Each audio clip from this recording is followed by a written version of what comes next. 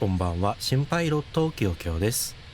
6月に入り、九州では早くも梅雨入りが発表されました。雨でどこかにお出かけできない週末にこそ、自宅のコックピットでじっくり空の旅を楽しまれてみてはいかがでしょうか。今週も1週間、フライトお疲れ様でした。週末フライトシムニュースのお時間です。この1週間のフライトシム界隈は、待望の2024の大型アップデート、エアクラフト&アビオニクスアップデート4がついに配信されたほか、来週末に迫ったフライトシムエキスポ2026を前に、イニビルズから超大型旅客機の最新情報が飛び込んでくるなど、見逃せない動きが続いています。今回はこれらの最新トレンドを振り返りながら、今のフライトシム界隈の動向を詳しくお伝えしていきます。それでは今週のヘッドラインです。2024大型アップデート AAU4 がついにリリース。5月末、本来であれば SIM アップデート5と同時にリリースされる予定だった AAU4 が約1ヶ月の遅れを得てついに配信されました。今回のアップデートの最大の目的は、これまで2020用として扱われてきた有料機体を2024へネイティブ対応、再構築することにあります。これにより対象の機体には以下の最新機能が無料で適用されます。新しい CFD 空力モデルの採用、キャリアモードへの完全統合、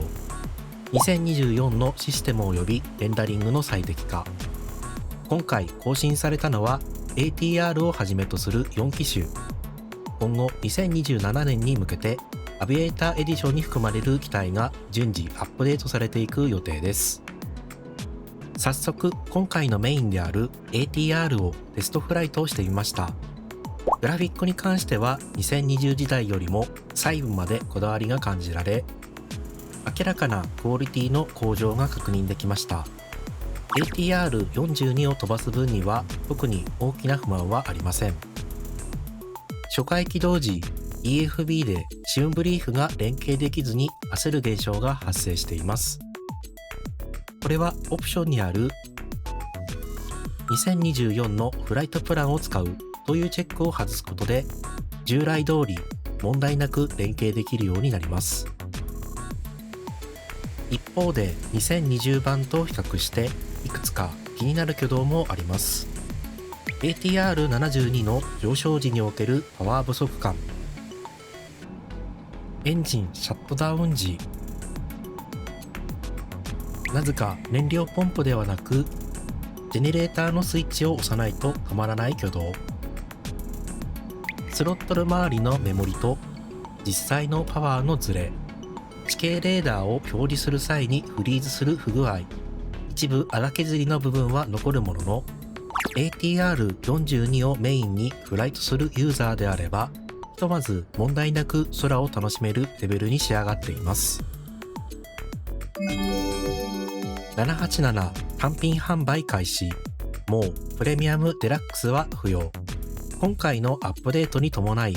これまではプレミアムデラックス版の限定特典だったボーイング787の単品販売も解禁されました。この販売版には2020版も同梱されていることが確認されています。これにより人気のホライゾンシミュレーションズ787を導入するためにわざわざ2020版を買い直す必要はなくなりました。正直もう少し早く対応してほしかったというのが本音ではありますが、これでようやく787が欲しいんですけど、やっぱりプレミアムデラックス版を買わないとダメですかという質問に対し、自信を持ってノーと言える日がやってきました。iFly737 大型アップデートに向けた調整が大詰めに。高品質な737アドオンとして知られる iFly737MAX の大型アップデート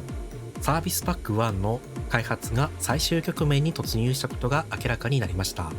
開発元の iFly チームは公式 Discord にて数ヶ月ぶりの進捗報告を行い、SP1 に盛り込まれる新機能の開発はすでに終了し、現在はベータテストの最終段階にあることを報告しました。具体的なリリース日程はまだないとのこと。今回の SP1 ではユーザーから不評だった EFB が iPad 型へと刷新されるほか、エルナブやシステムの仕様の細かなチューニングが行われる予定です。そして重要なのは、この SP1 が2020版における最後のアップデートになるという点です。今後は完全に2024専用のネイティブ開発へとシフトする方針とのことです。素晴らしい仕上がりになることを期待して待ちましょう。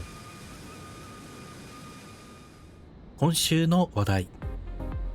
ここではブライトシム界隈を大きく揺るがした、あるいは気になった話題を紹介するコーナー。今日のテーマは、やりすぎたコピーガードは本当に必要なのかです。事の発端は空港シーナリーの大手開発メーカーオーブクスが約6500円という強気の価格でリリースしたアトランタ国際空港のカスタムシーナリーにおけるある発言でした。内容としては、この大規模なシーナリーを動かすために強力な DRM、つまりコピーガードソフトの導入を義務付けるというもの。オーブクスとしては、これだけの規模の空港だから絶対に不正コピーさせないという強い思惑があったのでしょう。当時サードパーティー製の L3 シムガードというソフトを常駐させないと空港が読み込めない仕様にすることを発表しました。機体アドオンならまだしも、空港シーナリーに外部のコピーガードを必須とするのは非常に珍しいケースですが、このソフトがかなりのく物でした。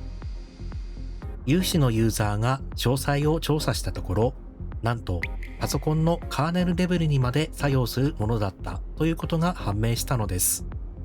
カーネルレベルとは、パソコンの CPU やグラフィックボード、メモリ、ストレージに対して直接命令を下せる絶対的な権限を持った領域です。例えるなら、プライベートな情報が全て詰まった金庫のマスターキーのようなもの。つまりユーザーに対し、空港を表示したければ無条件で第三者にそのマスターキーをよこせと要求しているわけです。